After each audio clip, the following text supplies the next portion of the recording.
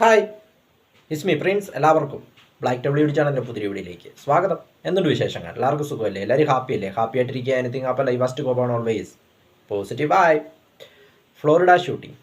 മുൻ American president Donald ട്രംപിനെതിരെ വീണ്ടും വധശ്രമം നടത്തുന്ന രീതിയിലുള്ളൊരു ശ്രമം ഫ്ലോറിഡയിൽ ഞായറാഴ്ച സെപ്റ്റംബർ 15 സംഭവിച്ചു. ഫ്ലോറിഡയിൽ ഡൊണാൾഡ് ട്രംപ് ഗോൾഫ് കളിക്കുകയായിരുന്നു, അതായത് കോഴ്സിൽ ഗോൾഫ് കളിക്കുകയായിരുന്നു. അപ്പോഴാണ് ഒരു അക്രമി ഒരു AK-47 മാതൃകയിലുള്ള ഒരു തോക്കുമായിട്ട് ഗോൾഫ് കളിക്കുന്ന അതിന് പരിസരത്ത് ഒരു കുറ്റിക്കാട്ടിൽ തോക്കുമായിട്ട് അദ്ദേഹം നിൽക്കുന്നത് അവിടുത്തെ അന്വേഷണ ഉദ്യോഗസ്ഥരുടെ ശ്രദ്ധയിൽപ്പെടുകയും അപ്പോൾ തന്നെ അയാൾക്ക് നേരെ വെടിയുതിർക്കുകയും എന്നാൽ അയാൾ അവിടെ നിന്ന് രക്ഷപ്പെട്ട് കാറിൽ കയറി പോവുകയും പിന്നീട് ഒരു 38 മൈൽ അകലെ വെച്ച് അയാളെ പോലീസ് കസ്റ്റഡിയിലെടുക്കുകയും ചെയ്തു. അപ്പോൾ ഡൊണാൾഡ് ട്രംപിനെ അപായപ്പെടുത്തുവാനായിട്ടാണ് അയാൾ അവിടെ തോക്കുമായി എത്തിയതെന്നാണ് അന്വേഷണ ഉദ്യോഗസ്ഥർ പുറത്തുവിട്ട റിപ്പോർട്ടിൽ നിന്നും നമുക്ക് വ്യക്തമാകുന്നത്. ഈ വർഷം നടക്കുന്ന രണ്ടാമത്തെ അറ്റംപ്റ്റ്, അതായത് ട്രംപിന് നേരെ നടക്കുന്ന രണ്ടാമത്തെ അറ്റംപ്റ്റാണിത്. 2 മാസങ്ങൾക്ക് മുമ്പ് പെൻസിൽവാനിയയിലെ റാലിയിൽ പങ്കെടുത്ത ട്രംപിന് നേരെ അപ്പോഴും വധശ്രമം ഉണ്ടായിരുന്നു. ഇതിപ്പോൾ രണ്ടാമത്തെ തവണയാണ് വധശ്രമം ട്രംപിന് നേരെ നടക്കുന്നത്. ട്രംപിനെ ഇങ്ങനെ ടാർഗറ്റ് ചെയ്തുകൊണ്ടിരിക്കുകയാണെന്ന് തോന്നുന്നു.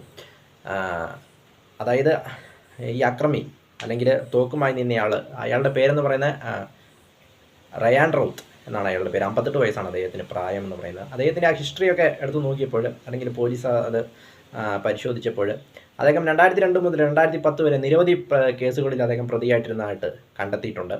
അതോടൊപ്പം ഉക്രൈൻ യുദ്ധത്തിന് സപ്പോർട്ട് ചെയ്യുന്ന ഒരാളായിട്ടാണ് അദ്ദേഹം, അതായത് ഉക്രൈന് സപ്പോർട്ട് ചെയ്യുന്ന ഒരാളായിട്ടാണ് അദ്ദേഹം സ്വയം വെളിപ്പെടുത്തി. അദ്ദേഹത്തിൻ്റെ മുൻകാല വീഡിയോസിലുമൊക്കെ അദ്ദേഹം പറഞ്ഞിരിക്കുന്നത് ഉക്രൈന് സപ്പോർട്ട് ചെയ്യുന്ന ഒരു രീതിയിലാണ്.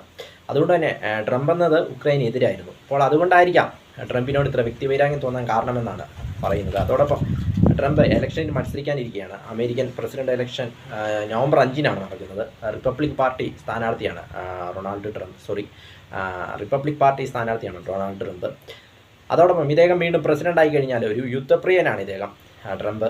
അപ്പോൾ ആ ഒരു രീതിയിലേക്ക് പോകുമോ എന്നതുകൊണ്ടാണോ ഇദ്ദേഹത്തെ വീണ്ടും ടാർഗറ്റ് ചെയ്യുന്നതെന്ന് അറിയില്ല. ഇദ്ദേഹം റിപ്പബ്ലിക് പാർട്ടിയുടെ സ്ഥാനാർത്ഥിയും അതോടൊപ്പം ഡെമോക്രാറ്റിക് പാർട്ടിയുടെ സ്ഥാനാർത്ഥി കമലാ ഹാരിസുമാണ്.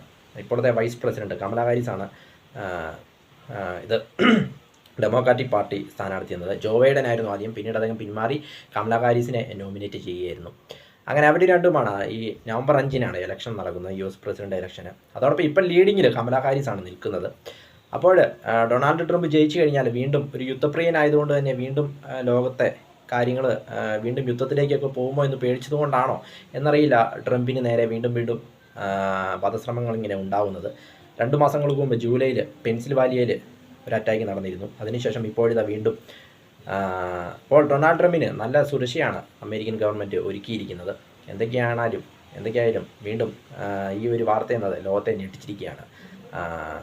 ഇലക്ഷന് ഇനി മാസങ്ങൾ മാത്രമേ ഉള്ളൂ. അത്ര ശുഭകരമായ വാർത്തകളല്ല അമേരിക്കയിൽ നിന്നും നമുക്ക് പുറത്തേക്ക് വരുന്നതെന്ന് പറയാം. Florida shooting. വീഡിയോ ഇഷ്ടപ്പെട്ടാൽ ലൈക്ക് ചെയ്യുക, ഷെയർ ചെയ്യുക, കമൻറ്റ് ചെയ്യുക, സബ്സ്ക്രൈബ് ചെയ്യുക. വീണ്ടും പുതിയ വീഡിയോയിൽ കാണാം. അതുവരയ്ക്കും ടേക്ക് കെയർ, ബൈ.